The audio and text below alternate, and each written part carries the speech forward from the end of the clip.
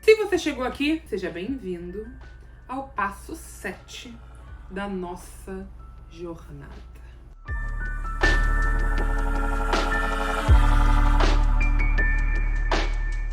Meu querido peregrina, minha querida peregrina, minha querida peregrine. Como é que a gente coloca no neutro? Não sei, me contem. Seja bem-vindo a mais um episódio do Reino em Pessoa.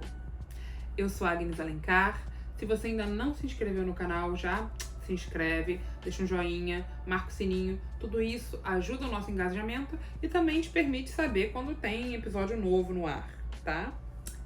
Gente, para encerrar a nossa caminhada como peregrinos, nós queremos te convidar a pensar o seu lugar como um discípulo crítico, multiplicador. Agnes, do que você está falando? Bom, a gente começou essa caminhada falando sobre como é não se sentir mais à vontade na sua casa. Como é o processo de você descobrir que aquele lugar que você chamava de lar deixou de te comportar. Aí a gente conversou um pouco sobre como é o processo de questionar, de ter dúvida. E o que a gente faz com essa dúvida? Qual o lugar da dúvida?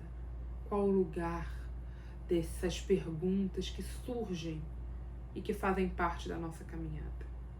Por fim, a gente conversou um pouco sobre como é que a gente refunda a nossa biblioteca. Eu trouxe para vocês alguns livros, algumas sugestões de leitura. Nós falamos sobre um processo de autopastoreio. Tudo isso fez parte da nossa jornada. E agora eu queria te oferecer 5 dicas finais que vão te ajudar a ser um discípulo crítico, multiplicador e autônomo. Vamos junto? Dica número 1. Não pare de ler a Bíblia. Eu sei o que você está pensando. É muito difícil. É realmente difícil, gente. É realmente difícil pegar um texto que foi usado contra você em diversos momentos, em diversas situações, um texto que foi usado para te acusar, um texto que foi usado para dizer que você, mulher, não pode falar dentro da igreja, um texto que foi usado para dizer que você, que é gay, vai pro inferno. Eu sei que é difícil, que é doloroso e que as maneiras como esse texto nos fere são tão profundas que tem momentos que a gente só quer ele distante de nós. Mas eu queria te dizer para não desistir de ler a Bíblia. E sabe por que eu queria te dizer para não desistir de ler a Bíblia? Porque é nesse processo de estudo da Bíblia que as armas daqueles que vêm usando a Bíblia contra nós vão perdendo força, vão perdendo fôlego. Porque o processo de leitura transformadora e libertadora do texto bíblico é muito mais forte do que qualquer leitura fundamentalista. Nos libertar desta maneira de ler o texto como arma, para abrir esse texto como fonte de água viva, é talvez um caminho de cura sem volta. E mais, continuar lendo o texto bíblico nos permite manter-nos argutos para disputar as narrativas que nós precisamos disputar o tempo inteiro contra aqueles que têm usado a Bíblia para o mal. Agnes, você está dizendo que nós estamos uns contra os outros? Não. Mas nós estamos disputando leituras do texto bíblico, sim. E para isso você precisa ler esse texto. Não fuja dele. Porém, não basta ler. Não basta você pegar o texto bíblico e ler como você lia antigamente. Tipo, eu vou resolver aqui meu problema, vou ler um salmo e vou dormir. Não é isso que eu quero que você faça. Quando eu digo pra você não desistir de ler o texto bíblico, não é isso que eu quero. Não é pra você pegar o texto e ficar fazendo uma devocional como se aquilo não fosse mudar nada. Não. Eu quero que você estude a Bíblia profundamente. Eu tive uma professora de filosofia. Gente, eu sinto muito saudade dessa professora. Um beijo pra ela, Rita Pimenta. Acho que ela nunca vai ver esse vídeo. Mas se um dia você ver Dona Rita, Um beijo. Eu nunca esqueço das suas aulas. Minha professora Rita, ela nos deu aula de filosofia no 2º ano. E ao longo da aula, ela nos ensinou a ler as mensagens por trás de uma propaganda, a ler as mensagens por trás de uma notícia de jornal, o que estava sendo dito ali, como as ferramentas estavam sendo utilizadas, e foi realmente algo absolutamente transformador que mudou minha forma de ler o mundo para sempre, para sempre. E eu lembro que ela não gostava dos Estados Unidos, né, como uma boa professora de filosofia. E aí a gente falava com ela sobre se podia ou não podia cantar música em inglês, se podia ou não podia falar inglês. E eu nunca esqueço que um dia ela virou e falou assim: aprendam todas as linguagens. Estudem tudo que vocês puderem. Aprendam a mexer no computador, aprendam inglês, aprendam francês, aprendam as línguas do colonizador, aprendam as línguas dos dominantes. Aprendam tudo o que vocês tiverem que aprender, para que vocês não sejam escravos de nada nem de ninguém. De alguma forma, isso me lembra um texto da Ana Maria Machado, em que ela fala sobre como é importante que a gente aprenda todos os usos possíveis da palavra, não para que todos sejamos artistas, mas para que ninguém seja, de novo, escravo. Quando eu digo para você estudar o texto bíblico profundamente, quando eu digo para você que essa é a primeira dica, é justamente para que nós não sejamos escravos das leituras dos outros, para que nós não sejamos reféns de uma leitura fundamentalista que nos foi ensinada, para que nós não sejamos aqueles que perpetuam desinformação. Ok? Vamos para a segunda dica. Segunda dica para você que é essa pessoa, esse peregrino que está chegando a esse momento como um discípulo crítico e que quer multiplicar, é cuida da sua saúde mental e espiritual. Se você faz terapia, mantenha a sua terapia. Nós precisamos de terapia para nos manter sãos. Se você não faz terapia, considere. Agora, a despeito de tudo isso, tenha rituais de espiritualidade. Talvez seja difícil para você orar, mas será que você consegue meditar? Será que você consegue trazer outras nuances, outras dinâmicas, cantar uma música? Mantenha rituais de espiritualidade, eles nos alimentam. Não é à toa que a gente gostava tanto das coisas que a gente fazia naqueles cultos de luz meio apagada, que a gente cantava e chorava, e cantava e pulava e gritava. Isso faz parte de quem nós somos. Faz parte do nosso processo de nos conectarmos com o divino, com o mistério da vida. A questão é que a gente aprende que só tem um jeito de fazer isso, mas tem múltiplos. Eu me conecto com o divino quando eu subo na minha bicicleta e subo as montanhas do Rio de Janeiro, chego lá em cima e vejo o Rio de Janeiro enorme. Eu me conecto com o divino ali. Eu me conecto com o divino quando eu, depois de uma grande pedalada, paro numa cachoeira e tomo um jato d'água na cara. Para mim, isso também é uma prece. Eu me conecto com o divino quando eu vou brincar com os meus sobrinhos. Tudo isso, para mim, é uma forma de liturgia. E essa é a minha terceira dica. Se por um lado eu digo para você manter caminhos de espiritualidade, por outro eu digo para você construa as suas próprias liturgias pessoais. Você aprendeu 1 trilhão de coisas sobre como é que você se conecta com Deus. Você aprendeu que você tem que ler a Bíblia de um jeito ou de outro. E aí, se você vai orar, você tem que orar de um jeito ou daquele outro. Ai, se você orar, você não pode estar sem camisa. Ai, se você orar, tem que falar com Deus como Senhor. Ai, se você orar... Joga fora. Tá te travando em vários sentidos. Porque isso fica com a gente, né? Eu queria que fosse embora, mas não vai. Fica com a gente. Crie as suas próprias liturgias. Encontre as formas como você se conecta com o divino e potencializa elas na sua vida. E permita que elas assumam outras formas. E permita se descobrir também que da mesma maneira que você pode se conectar com Deus através de uma oração, você também pode se conectar com Deus numa mesa cheia de amigos, rindo, contando uma piada, trocando um pouco de história engraçada ou trágica da semana. Todas essas são formas válidas de se conectar com Deus. Todas essas são formas igualmente importantes.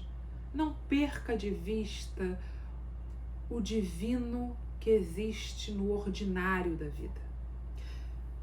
Eu queria muito que alguém tivesse dito isso pra mim quando eu tava naquele processo mega fundamentalista, que eu achava, teve uma época que eu achava que eu tinha que dar 10% do meu tempo. Então eu tirava pra minha devocional 2h40 do meu dia. E aí eu tinha que ficar inventando coisa pra fazer durante 2h40. Gente, uma pessoa com TDAH, 2h40, trancada no quarto, orando, lendo a Bíblia, era subir pelas paredes. Entender que a gente pode criar liturgias múltiplas, liturgias distintas para nos conectar com o divino é crucial. Por isso que essa é a minha terceira dica. Quarta dica: não caminhe sozinho. A jornada é pesada. Nós já sofremos demais. Ninguém precisa estar sozinho. Talvez na sua cidade não tenha uma comunidade a qual você possa se achegar. Procure na internet pessoas com as quais você pode trocar. Chega junto na comunidade do reino. Chega junto em igrejas que tem culto online. A gente tem várias igrejas que a gente pode indicar para você. Você quer uma dica? A gente comenta aqui para você algumas igrejas que tem cultos online, que tem reuniões remotas. Não caminhe sozinho. Nós não fomos feitos para isso. Nós fomos feitos para caminhar em comunidade. O reino de Deus é um reino de amigos e amigas, juntos por um propósito maior. Não caminhe sozinho. Quinta dica, que eu acho que é um alerta do fundo do coração: não abra mão da sua história.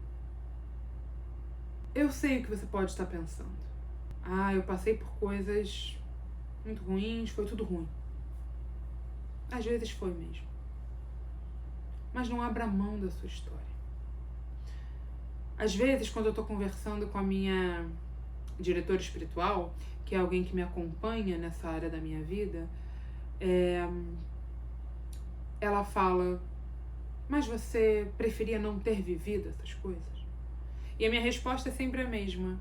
Eu respondo para ela dizendo que, se por um lado sim, por outro, é tão bom ser quem eu sou hoje. Eu gosto tanto de quem eu sou hoje.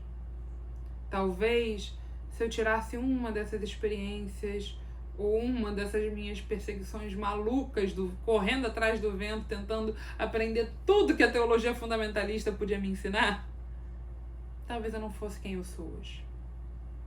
Então, a minha quinta dica, que é não abra mão da sua história, é também reconcilie-se com a sua história.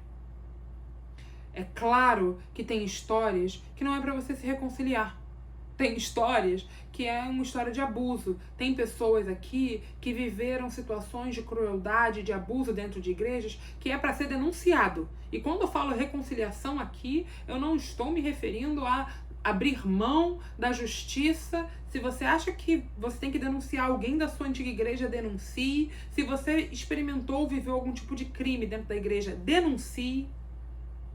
Mas se reconcilia com a sua história à medida em que você percebe que andou muito tempo por um caminho que talvez hoje não faça mais sentido, andou muito tempo por um caminho que hoje você olha e pensa: meu Deus, que perda de tempo. Não. Cada vírgula da nossa história, cada pequeno passo, nos trouxe a esse ponto, esse lugar onde nós estamos. Não abra mão da sua história. Então essas são as minhas 5 dicas para você que está terminando essa jornada conosco e começando uma nova. Para você que chegou até aqui, passou pelo passo 1, passo 2, 3, 4, 5, chegou no passo 7. Já comprou os livros que a gente indicou, já comprou uma nova Bíblia, já está estudando a Bíblia. Não abra mão da sua história. Se reconcilia com ela. Se reconcilia com as escolhas que você fez lá com os 15 anos, quando você foi naquele congresso do Escolhi Esperar. Se reconcilia com todas as vezes que você foi num acampamento meio fundamentalista. Se reconcilia. Cada vírgula da nossa história nos trouxe até aqui. Porque Deus é um Deus de amor e de bondade. Que caminha conosco. Caminha conosco, mesmo quando a gente acha que está caminhando sozinho.